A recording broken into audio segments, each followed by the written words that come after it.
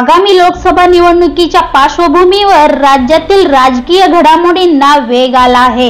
एकीकडे महायुतीच्या जागा वाटपासंदर्भात चर्चा सुरू असतानाच दुसरीकडे मुख्यमंत्री एकनाथ शिंदे यांच्या शिवसेनेने आपल्या उमेदवाराची पहिली यादी जाहीर केली आहे।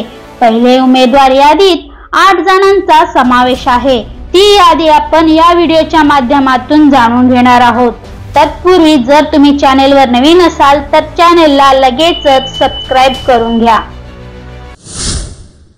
शिवसेनेने जाहीर केलेल्या यादीत कोल्हापूरमधून संजय मंडलिक, हातकणंगल्यातून धैर्यशील माने, मुंबई दक्षिण मध्यमधून राहुल शेवाळे, मावळमधून श्रीरंग पारणे, रामटेकमधून राजू पारवे, हिंगोलीतून हेमंत पाटील, बुलढाणातून प्रतापराव जाधव आणि शिर्डीतून सदाशिव लोखंडे यांना उमेदवारी जाहीर करण्यात आली आहे।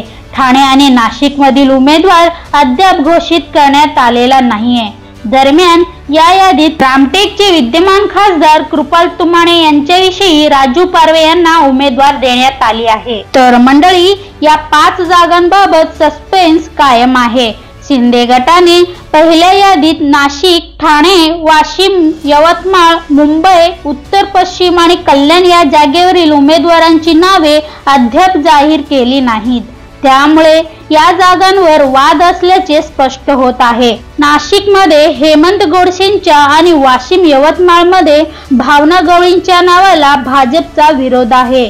तर दुसरीकडे एकनाथ शिंदेचा बालेकिल्ला असलेल्या ठाण्यावर भाजपने दावा केला आहे। आता या जागांबाबत काय निर्णय होणार हे येत्या काही दिवसात स्पष्ट होईल।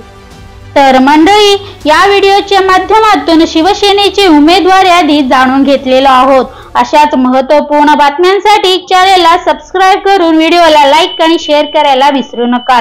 धन्यवाद।